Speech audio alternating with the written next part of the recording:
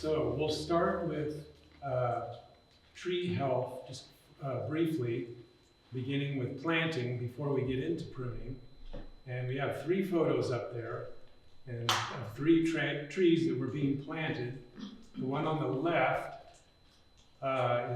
looks like it was planted a little bit too high.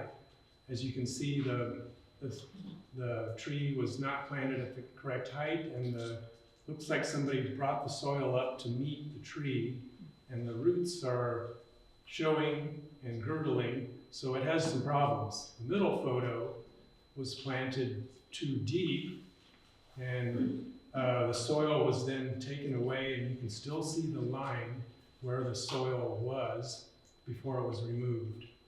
And then the final on the right is a tree that was planted correctly, and that tree, you can see at the bottom, has the roots are beginning to flare out, and that's the correct height for planting a tree that will survive and be healthy into the future.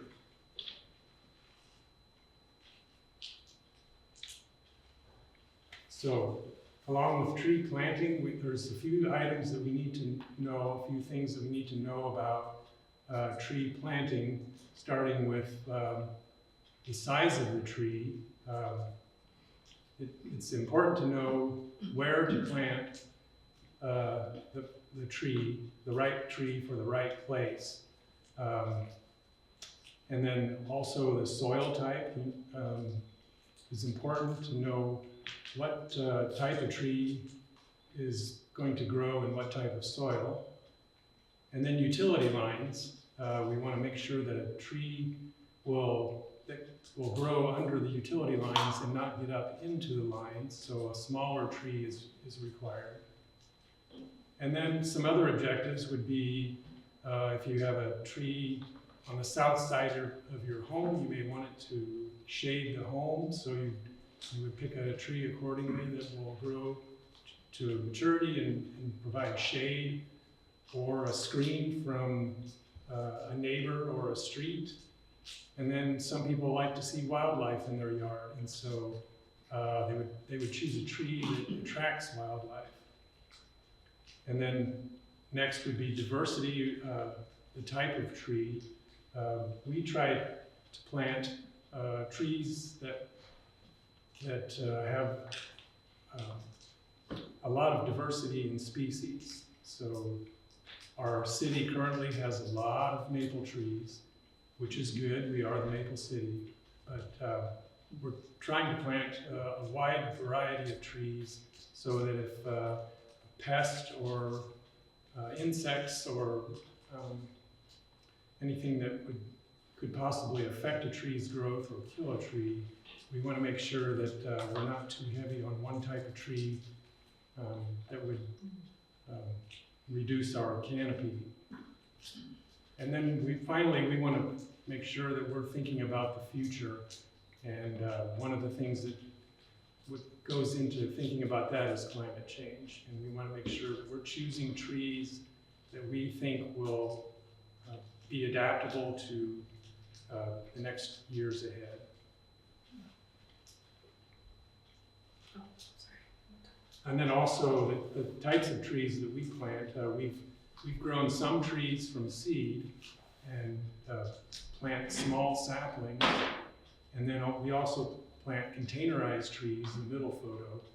And those are smaller trees as well. They're easy to pick up, easy to move, easy to plant when we have volunteers. And then there's some sites that just require a larger tree to begin with, and that's what is called a balled and burlap tree. And those are a little harder to move and take machines to move, but they provide a tree that's more mature right at the beginning.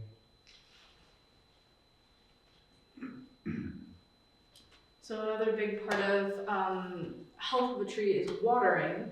That's one of the biggest parts. You can't just plant a tree and then leave it. You have to water it. Generally, however big the tree is, that's how long you water it. So if it's a 1-inch caliber tree, then you would then you would water it for one season. The bold and burlap trees are 2-inch caliper trees, and so generally that would be watered for 2 seasons. Here it says the DBH size, which is the diameter at breast height. That's how big around that tree is what DBH means. So, and slow watering is very important too, so that you don't just water it and the water just goes everywhere. We use water bags. In this photo is one of our past AmeriCorps members watering a street tree with our big 1,000-gallon tank, which obviously not everybody has. But even just using like a hose, trickling your hose by a tree can be very helpful as well. We water generally May through September is the watering season. It really depends how much we water, if there's enough rainfall or if the temperature, if it's too hot, then maybe we'll, water more. If it's mild, maybe it needs less water. Yeah, so depending on what happens with rainfall. And then mulching also is a very important part of the health of the tree. Why mulch? To prevent weeds and to stop trimmer and mower damage, which is a big way that trees die is if they get bumped up against, if a mower bumps up against them quite often, then they'll create wounds there, and then that can kill a tree pretty quickly. So that's one big reason that mulch is important. As well as holding moisture. If it's a drier season, then getting some water on that mulch can hold in moisture and help to keep that tree watered. So the top picture is volcano mulch, a very serious case of it looks like, but so generally you don't see it that poorly, but you definitely don't want to have mulch up against the tree trunk because that can moisten the trunk, and then it can decay a lot quicker. So the picture below it is a good picture of how to mulch, which is 2 to 3 inches thick of mulch and away from the tree trunk in kind of like a donut mulch. I don't know if that's necessarily an exact term, but that's what we use, kind of having a little cavern there. And it does look like in this picture that it's more than 2 to 3 inches. That's also because we kind of put up the soil a little bit around, high around the edges, so there is only 2 to 3 inches of mulch in that picture anyway. And just a heads up, this is not a fruit or orchard tree pruning presentation. That's a whole other game that we're starting to learn, but we generally work on street trees, and so that's not what this presentation is about. So now we'll get into pruning itself, and we'll go through some reasons of why we would prune. So why would we prune when we look out the back here and we see a forest behind us that has never been pruned and the trees seem to be doing okay? But when we live in an urban setting with a lot of different things around us besides just other trees, we need to prune for things like clearance, limbing up the branches, creating a dominant leader, meaning a single trunk leader that follows the tree all the way up to its height, to its full height, and then maintaining tree health. Pruning can help with that for a longer lasting tree in some environments in the city which are hard for trees to grow. And then just for looks, for the aesthetics. And I'll talk a little bit more about each of those. For clearance, you can see the tree on the left has a branch coming out about 18 inches above the ground. Now that branch, that's a tulip tree, and that tree will become a very large tree, and the branch in turn will also become very large. And that branch will soon be hard to mow around or have the proper clearance if it's near a sidewalk. So that branch will, that will be removed first thing, and some of the other branches will also be removed. And then as that tree begins to grow, we continue to provide more clearance. So if the tree is in a urban setting, there's some requirements that need to happen for the look of the tree. So we pay attention to those lower limbs. Now you can see on the right photo, that's a tree in a forest that had a lower limb, and that is a good example of when the tree becomes large, how that limb looks. That's fine in a forest. Someone can walk up to the tree, sit on the branch or climb it, but in an urban setting, we can't have that kind of thing extending out over a sidewalk or a street. So we need to keep some things in mind, like what is the tree, how is the tree going to be used? Is it going to be near a house or power lines? Then we need to keep those kind of things in mind as we plant a new tree. And for trees that are going to be along a street or in a park, our parks department has to mow, and their mowers are riding mowers with tall cabs, and so we need to make sure that we're providing the proper clearance under those so that they don't hit the branch and damage the mower or the tree. And for sidewalks, it's what, 8 feet clearance, and for streets, 14 feet clearance? Yeah, that's right. Generally what we try to do for street trees. For street trees, correct. And then I mentioned creating a dominant leader, and you can see the tree on the left has a single leader as it goes all the way up to its full height, and the tree on the right has 2 branches or 2 leaders that are kind of competing for the sunlight and for being the tallest branch or leader. And that is a problem, can be a problem for the tree's health as it gets older. If the branches are not connected well, it can be a hazard in a storm, or have included bark, which will peel off a branch. And so we want to make sure that the tree has a single leader that will be correct for the city and the safety of the tree, as well as people in cars.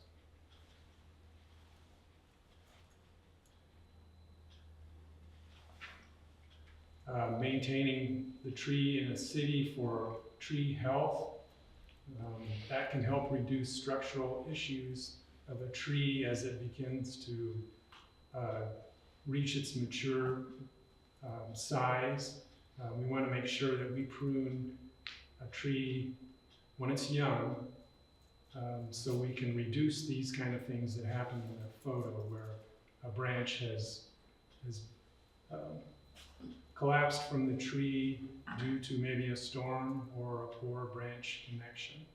So the trees that we plant in the city, we want them to have the best opportunity to have a long life.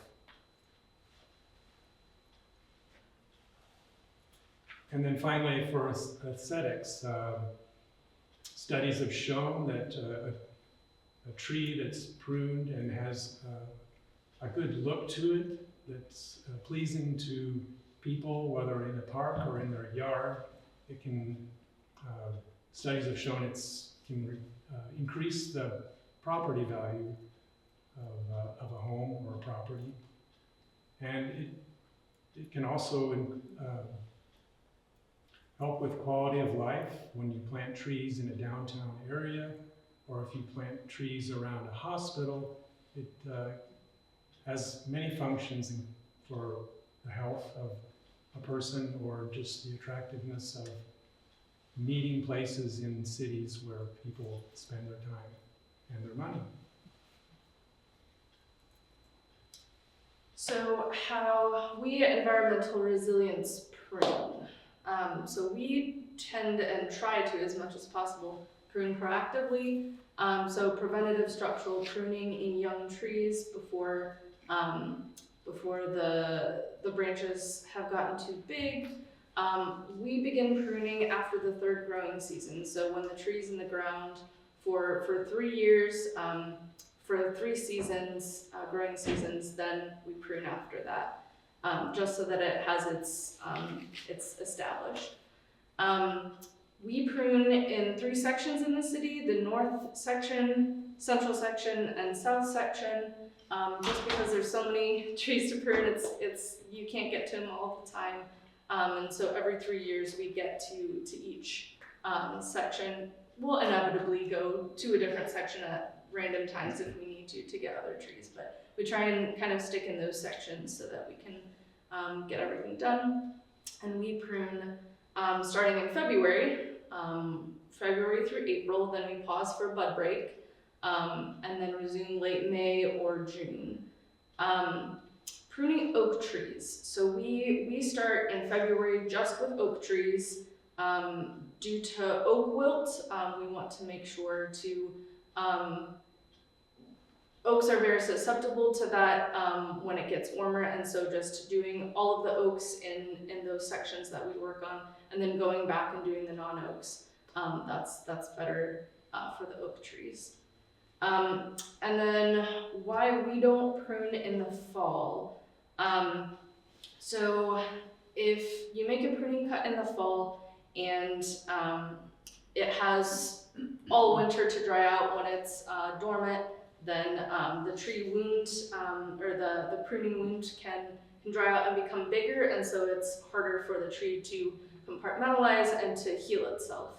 And so if you start pruning in February or March, it's just at the end of its dormancy, and so then it has a better chance of fully closing and having less susceptibility to rain getting in or insects getting in. And we're also wanting to be as mindful as we can about how trees want to grow, understanding that every cut we make is a wound in the tree. So like I talked about with the wound being pruned in the fall, with it growing a little bit, drying out, we try to prune no more, if possible, than 4 inches or less, just because it gets to be too much past that. So when we're pruning, we do 4 inches or less. Otherwise, it's more difficult for the tree to compartmentalize or heal in good time, leaving less time for disease to affect the inside of the tree. And then we also occasionally have to do some storm damage pruning, making some clean cuts, even if they are larger than 4 inches. It's better to make those clean cuts than have something just kind of falling all over the place and more room for insects and things to water to get in there. So we'll just go over a few definitions. So these are a few of the words that we use quite often, and when we talk about them to the public, then we want people to know what we're talking about when we use these type of words like leader. I've mentioned already that a leader is the dominant or the main trunk, and co-dominant, of course, means more than one leader. 2 or more branches develop at the tip at the same on the stem. And so when we're talking about developing a single leader, we're talking about taking one of the other stems or leaders off, creating that single leader, which provides a good structure for a good healthy tree into its future. And then included bark is also kind of a part of this conversation, where if a branch is growing in close proximity to another branch and forming a co-dominant stem, that can also invite included bark. So the branches are so close together that their bark becomes such that it grows into each other's bark area, and that provides a hazard for windstorms or just the tree load. The branches become heavy, and it just becomes a weak point where those two branches can split apart, and then creating a huge wound, which the tree will probably not be able to compartmentalize or heal. So we want to eliminate the codominant stems and make sure we're attending to the included bark problem. And that second picture there, you can see pretty clearly that included bark there. That's one side of the tree, and then this first picture is the other side of the tree where one of those stems has already fallen out because of included bark. And so that's a huge wound that will probably not fully heal.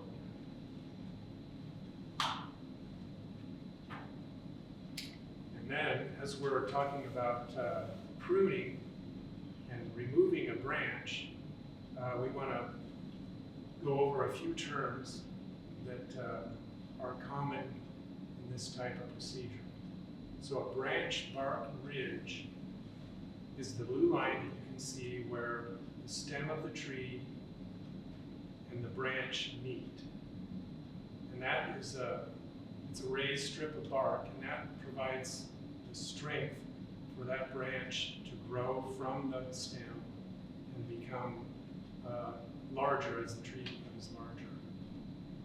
And then the branch collar is just beyond the branch bark ridge.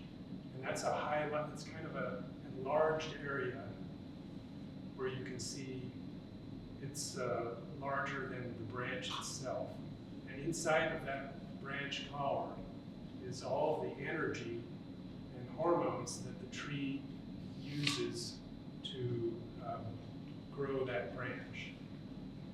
So that's important that stays when a branch is being removed. That branch collar needs to stay.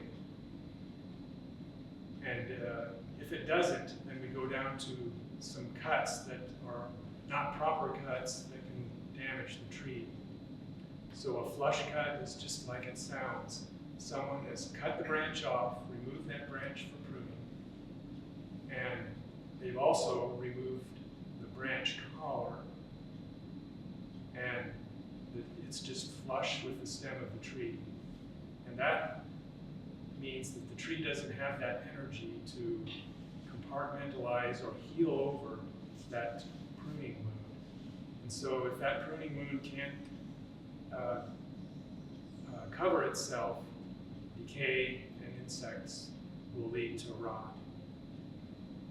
And then a stub cut is just quite the opposite of a flush cut, where you've cut beyond the collar of the tree onto the branch and leaving a stub that's not able to compartmentalize or heal itself either, because it's not near the branch collar. And so that stub cut will not compartmentalize, leading to decay and rot again. So it's a pruning cut is very important in where we make that cut.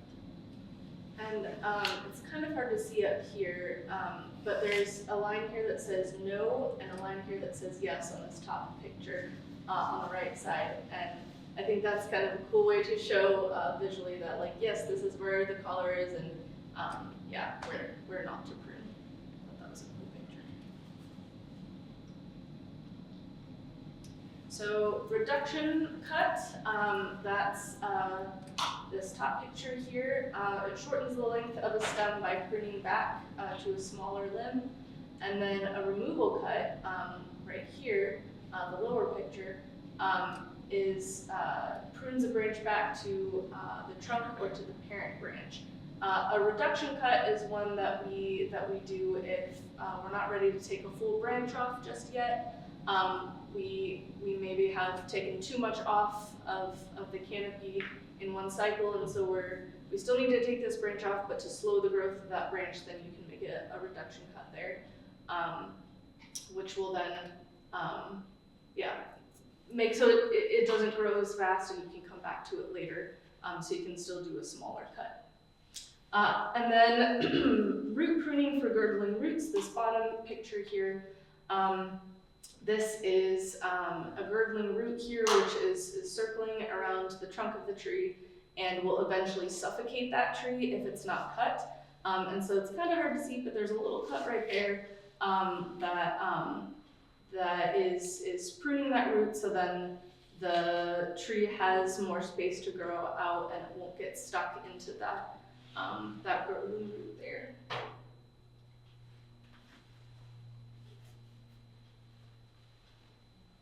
So I was talking about taking too much off in the pruning cycle. That a pruning dose is generally about 30% of the canopy each cycle that you prune. This does not include dead branches, and you can generally do maybe a little bit more than 30%, but you don't want to do too much, because then you'll have epicormic sprouts that kind of just pop up everywhere and poor branch unions, and that's not what you want. That makes it more difficult to do structural pruning. And then we have coppice cut here, which is a method of cutting a live tree down to the ground level, which encourages shoots to grow out of the stump, ultimately regrowing the tree from the established root system. So instead of, if you think your tree is dying, or if it's broken off from a storm or something, instead of pulling out that whole tree root system and putting it in a new balled and burlapped tree, just coppicing it down to the ground will, because it still has a good root system, it'll be able to push out a tree quicker than if you would just completely switch out the whole tree. Yeah, if we do this, we assume that the root system is alive, even if the tree looks dead. And then, yeah, when it produces suckers, then you choose one of the suckers, and then that'll be the tree that comes up. So this picture here, we coppiced it 3 years ago, and it's already twice my size, you can see in that picture. So it's definitely worth it to try that instead of first replacing. That can be a much quicker tree. Yeah, that's a red oak that the tree had died. I cut it off at the ground level, and I thought I'll just wait until the next growing season, and that will soon tell us if the root system is alive or not. And it shot up probably 12 to 15 sprouts or suckers, and those grew vigorously. And then it was simple. All I had to do was wait to see which which sucker was going to be the straightest, and then I just gradually took the others away until I found the one that was straight. And it was a very efficient way to restart a new tree, and cost effective. Yes, so these are things you do not want to do. Topping a tree, so that is reducing the height or the spread of the tree. This is considered an unacceptable practice, as it often leads to poor branch attachments and disease and decay. And like I talked about earlier with epicormic sprouts, all of these branches that have been cut off will all have little suckers, little epicormic sprouts coming out of them, which, yeah, is very poor branch attachment and can lead to much bigger problems in the future. And then lion tailing is trees with foliage concentrated at the tips of the branches because the inner branches were removed. And this picture says it's more susceptible to hurricane damage. I got this from a different presentation. But I mean, with some of the winds that we have here even now, with sidelong winds and intense hurricane or tornadoes and such, that would make it really difficult to restore a tree if it doesn't have those inner branches there.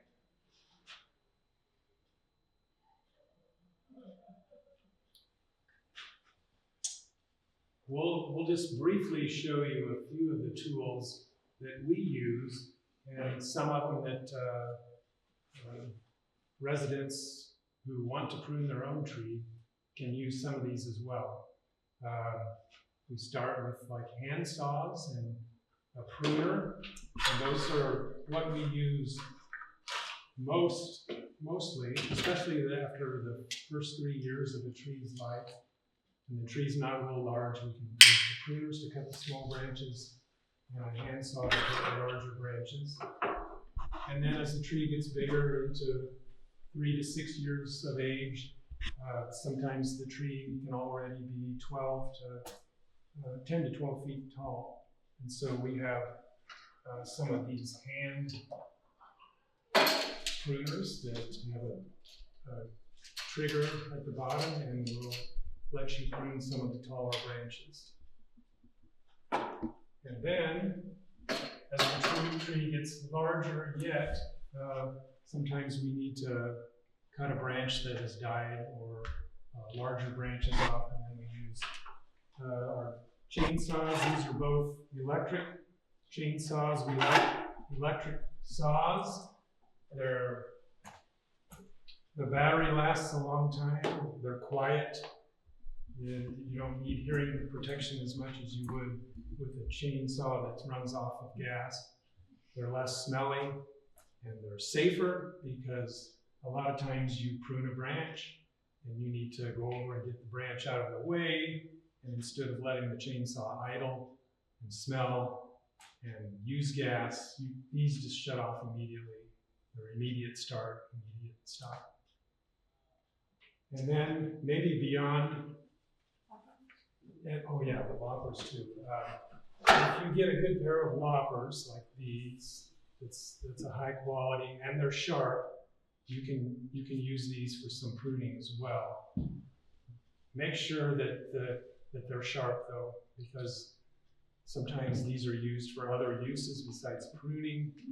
And then when you try to prune a branch, it kind of crushes the branch more than makes a clean cut. So sometimes you can use these, but be careful and make sure they're sharp. And then for city employees like us, we want to make sure that we are following all the guidelines for safety. And so we use these types of equipment to climb into the tree. Once we step off of a ladder, we need to make sure that we use a lanyard and a saddle that we put on, and the lanyard is one point of connection, and then a climbing rope is the other part of connection that we strapped here, so that when we're in the tree, at all times we have 2 points of connection for safety. And then of course, just eye protection, hearing protection if you have a gas-powered chainsaw and a helmet is important. I guess most homeowners wouldn't have this big of a setup.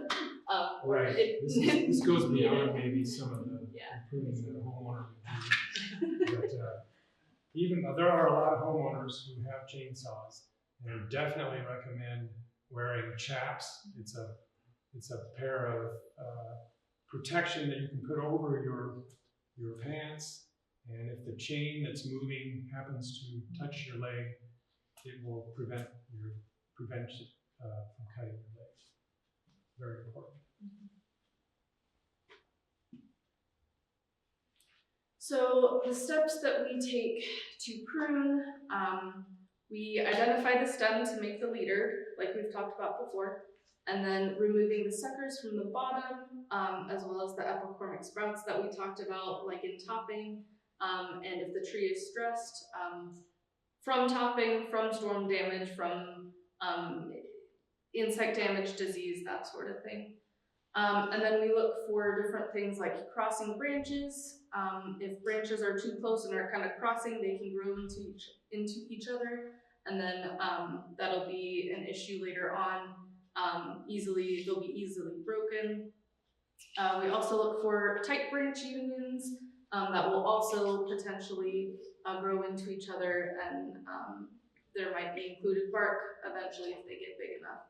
And same with close lateral branches, and then dead branches you can always take off as well.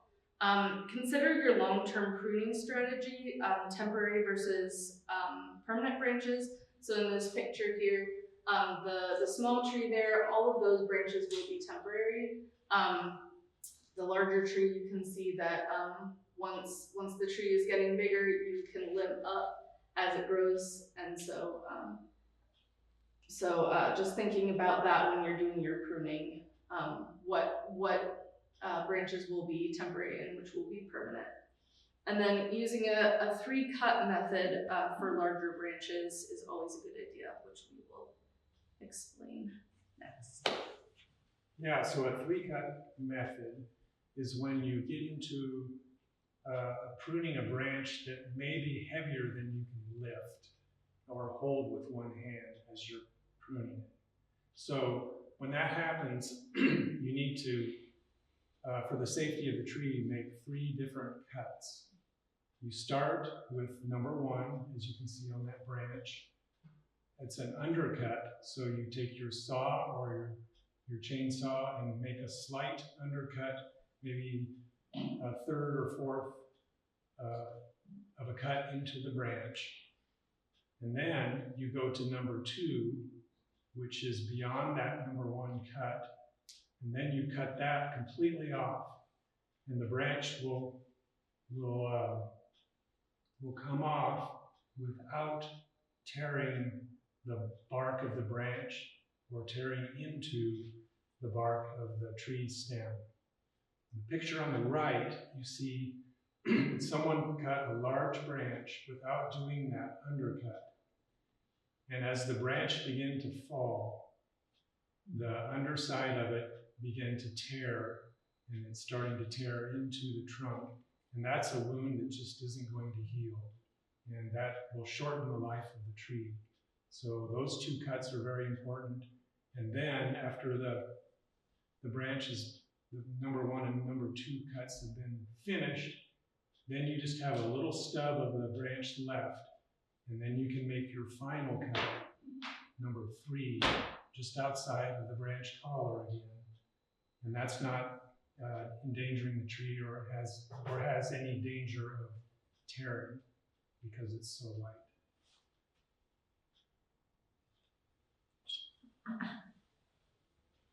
So we've heard it mentioned several times that pruning is a science and an art. And we're here to tell you we're neither scientists or artists full time, but it is somewhat subjective as to how you prune. We work hard on making standards that all of our pruners we try to follow as we look at a tree and begin the pruning cycle. But trees are complicated, and the larger they get, the more complicated they can be as to what your pruning strategy needs to be. And I think we could take several certified arborists all looking at the same tree, and they might have slightly different approaches as to how they would do it. But the main thing is that we follow our basic standards of pruning, and trees are resilient, and we all make mistakes at times, and so pruning doesn't have to be complicated. But if we follow some of the basic steps, we can help make a tree that is pleasing to look at and is safe and has potential for a long life.